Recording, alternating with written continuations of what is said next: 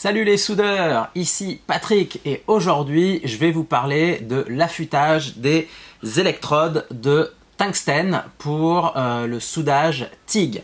Alors évidemment si vous avez les moyens, je vais vous conseiller d'acheter une affûteuse. Le problème c'est que une affûteuse pour électrode TIG, déjà c'est un outil qui sert juste à ça, qui coûte quand même assez cher. Les moins chers c'est quand même quelques centaines d'euros et donc bon, c'est pratique en général. Voilà, vous pouvez régler très précisément l'angle d'affûtage, sauf que c'est vraiment pas donné. Du coup, la plupart des personnes, surtout si vous faites ça, si vous êtes soudeur amateur, que vous faites ça de manière occasionnelle, d'investir là-dedans, c'est peut-être pas la meilleure des choses. Donc, classiquement, pour affûter des électrodes au tungstène, la méthode la plus classique, c'est à la meuleuse. Donc, de prendre un disque à lamelle, et ensuite, avec son électrode, d'y aller et d'affûter sur le bord du disque. Le problème avec ça, c'est que, alors, soit vous devez avoir la main sur la meuleuse, déjà pour la tenir, pour la faire tourner. Avec l'autre main, vous êtes ici, vous êtes en train de faire tourner votre électrode pour essayer de faire quelque chose de régulier. Donc bon, ça marche, hein, c'est ce que la plupart des personnes font, mais c'est quand même pas trop l'idéal. Après, l'autre technique, toujours avec la meuleuse, c'est de prendre une visseuse, de fixer l'électrode dedans, hop, comme ça, tchac, on fixe l'électrode dedans. Et du coup, ça permet de faire tourner l'électrode en même temps que vous êtes en train de l'affûter. Et du coup, ça permet d'avoir quelque chose d'un peu plus régulier que de juste tenir à la main. Et puis, c'est un peu plus sûr parce que vous n'êtes pas avec vos doigts juste à côté du disque qui est en train de tourner. Alors évidemment, vaut mieux avoir des gants là, surtout que l'électrode, si c'est une grosse électrode, elle va peut-être un peu chauffer. Enfin voilà, donc ça c'est la technique classique. L'autre technique classique, pour ceux qui n'aiment pas faire ça avec une meuleuse, qui veulent garder les mains un peu plus libres, c'est d'utiliser un touret. Alors là, c'est pareil, on prend le touret et on vient gratter l'électrode dessus. Tout ça c'est très bien, mais là moi je vais partager avec vous une méthode que je trouve assez géniale et pour le coup qui est vraiment pas chère. C'est d'utiliser un outil qui vient de sortir chez Lidl et il s'agit du touret à meuler double avec arbre flexible, le PDFW 120A1. Alors, c'est un touret, jusqu'ici rien de spécial, donc comme je vous disais, si vous voulez meuler avec le touret, hop, tchac, comme je mentionnais, hein, vous faites tourner votre touret et puis ici vous venez faire affûter votre électrode dessus. Ce que je trouve assez génial avec ce touret là en particulier, c'est qu'il vient avec un arbre flexible. Qu'est-ce que c'est qu'un arbre flexible? C'est ça. Donc pour ceux qui ont une Dremel, vous connaissez déjà sans doute. En fait, vous avez ici sur le côté du touret une prise. Donc en fait à l'intérieur il y a un axe qui tourne en même temps que le touret. Donc quand vous réglez la vitesse du touret, ça règle en même temps la vitesse de rotation de l'axe. Et à l'intérieur de cet axe, donc qui est flexible, vous avez un arbre qui vient jusqu'ici. Et là il y a un petit mandrin au bout. Du coup, l'extrémité là, elle tourne. Alors le touret, il vient avec une jolie petite boîte en bois dans laquelle vous avez tout un tas d'accessoires pour meuler, pour visser, enfin pour percer, pour poncer. Il y a vraiment tout un tas de trucs. Encore une fois, ce sont des accessoires classiques de Dremel. Ce qui est assez sympa, c'est que vous avez aussi deux autres mandrins. Donc en tout, vous en avez 3. Et il se trouve que, au miracle, il y en a un de 2 mm un de 2.4 et un de 3.2. Donc il se trouve que celui de 2, bah, en fait dedans, c'est celui qui est monté là. Vous allez pouvoir faire tenir sans problème une électrode de 1,6. Dans celui de 2,4, vous allez pouvoir faire tenir une électrode de 2,4. Et dans celui de 3,2, vous allez pouvoir tenir une électrode de 3,2. Alors, c'est super pratique en fait.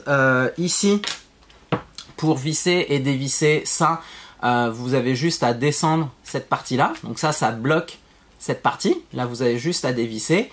Et là, vous pouvez soit changer le mandrin, hop, si c'est ça que vous voulez faire, ou alors si vous travaillez tout le temps avec la même taille d'électrode, vous pouvez juste laisser ça ici, et donc juste ça va servir ça à serrer ou desserrer l'électrode pour la rentrer et la sortir.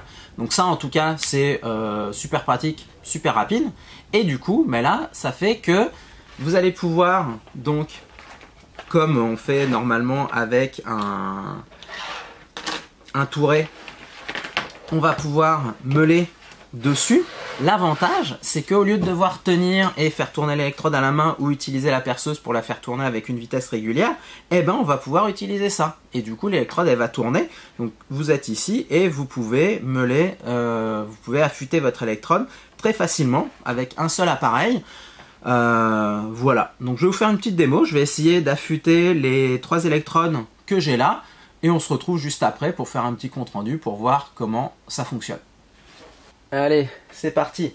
Donc là, je l'ai fixé avec juste un serre-joint au bord de la table parce que, alors il y a des trous pour pouvoir le fixer à l'établi et je vous conseille de le faire parce que quand ça tourne, ça peut bouger. Surtout qu'on met une petite pression quand même sur l'électrode pour pouvoir l'affûter. Donc ça risque de bouger. Voilà, mais comme je voulais pas faire des trous dans la table de la cuisine, j'ai juste mis un petit serre-joint, on va espérer qu'il tienne. Et donc on va commencer ici. Donc encore une fois, c'est pas compliqué. On va commencer avec une électrode de 2,4. C'est le mandrin de 2,4 qui est à l'intérieur. Donc on a juste à tirer. On met l'électrode dedans. On serre. Et voilà. On est prêt à y aller. Vu que ça a tendance quand même à être un peu excentré la rotation, je vous conseille de mettre des gants évidemment et de tenir le bout de l'électrode. Comme ça, non seulement vous pouvez contrôler un peu l'angle, un peu mieux l'angle que vous avez, vous pouvez varier un peu la pression et du coup aussi ça stabilise le bout. Alors bon, celle-là, vu qu'elle a déjà été coupée, elle est un peu plus courte, donc ça me laisse pas plein de place, mais si vous travaillez avec des électrodes neuves, voilà, n'hésitez pas à faire ça pour pouvoir bien stabiliser le bout et éviter que ça bouge de partout. Allez, on va essayer.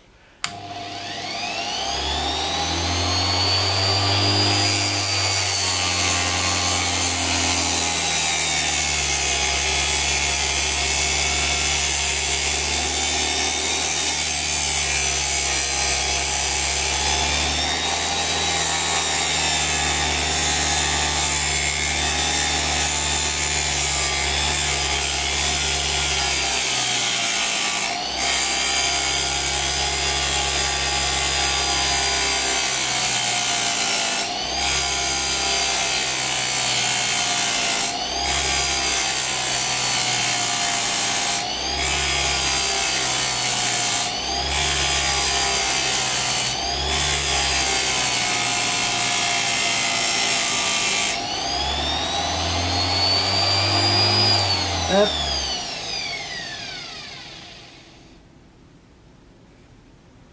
C'est pas mal du tout.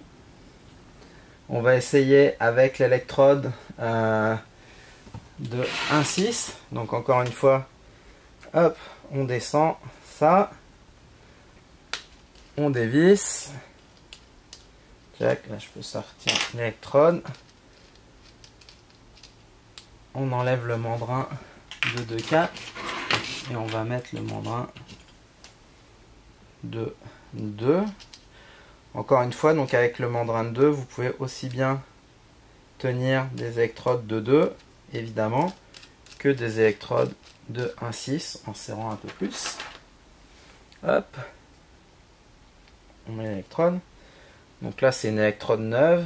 Donc vous voyez, si je fais tourner juste comme ça, sans tenir le bout, wow, je sais pas si vous voyez vraiment, mais ça bouge quand même beaucoup, d'accord? Donc c'est encore une fois important de stabiliser l'avant. Allez, on va essayer. Hop.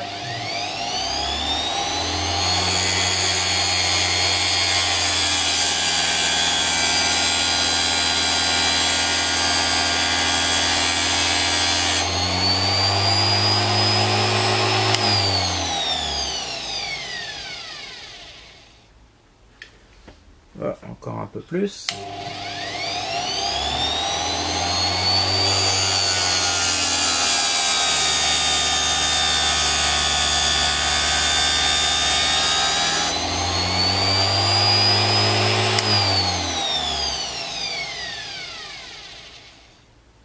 Parfait.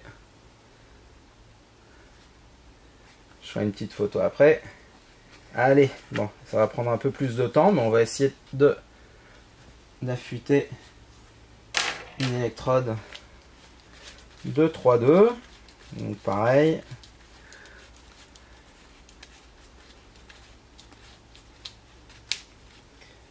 Hop, on défait. On va mettre le mandrin de 3,2.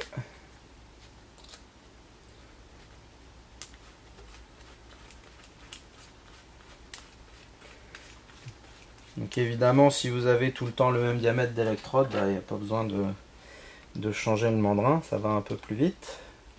Hop. Mais bon, l'un dans l'autre, c'est quand même assez rapide.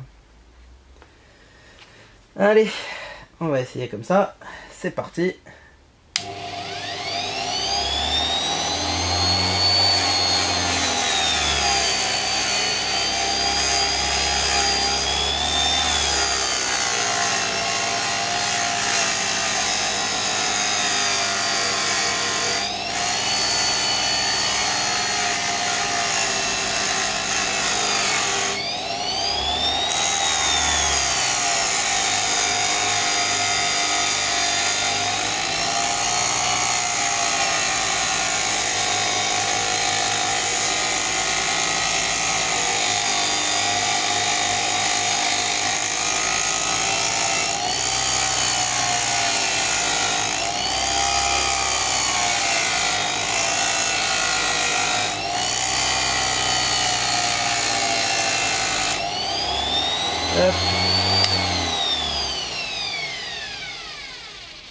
Bon, évidemment c'est un peu plus long, il y a pas mal plus de matière à enlever.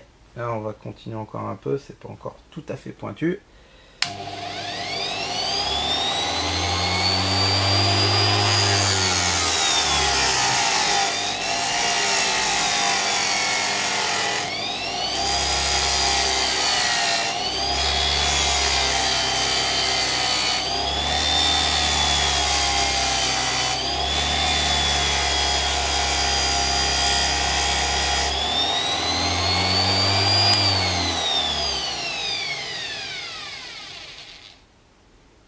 Ok. Bon. Allez, on se retrouve de l'autre côté. Alors, le Touret à meulé double avec arbre flexible PDFW 120A1 Parkside de chez Lidl. Eh ben écoutez, encore une fois, moi je trouve que c'est vraiment pas mal du tout. Voilà, ça affûte bien. Alors évidemment, encore une fois, comparé à une affûteuse professionnelle, bon, c'est une fraction du prix. Ça coûte 29,99 € et ça vient avec tous les accessoires. Donc en plus, ça vous fait l'équivalent d'une Dremel. Alors une Dremel, je pense que ça tourne jusqu'à 35 000 tours minute. Ça au maximum, ça va à 9900. Donc bon, il y a certaines choses que vous pouvez faire avec une Dremel que vous ne pourrez pas faire avec ça, mais encore une fois, c'est quand même un outil polyvalent. Et pour ce qui est d'affûter les électrodes, ça marche vraiment plutôt pas trop mal. Donc je recommande, moi c'est sûr que c'est ça que je vais utiliser, vu que je l'ai pour affûter mes électrodes. et bah, je le conseille. Alors point de vue usure, bah, c'est sûr que ça vous use un peu la meule, mais bon, il y en a quand même pour un certain temps. Et voilà, alors vous avez vu, bon, c'est sûr que d'affûter de la 3.2 ça prend un peu de temps, ça a tendance à chauffer, donc soyez sûr de bien porter des gants, hein, surtout si vous faites comme moi et que vous maintenez l'électrode pour meuler. Mais sinon, pour de la 1.6, pour de la 2 ou pour de la 2.4, bah, sérieusement c'est quand même assez rapide. Le fait que vous puissiez tenir l'électrode avec ça, bah voilà, ça vous laisse les mains libres. C'est vraiment plus sûr, selon moi, moins dangereux qu'avec une meuleuse, et ça donne des très bons résultats. Donc je recommande vraiment ça. Allez, à la prochaine!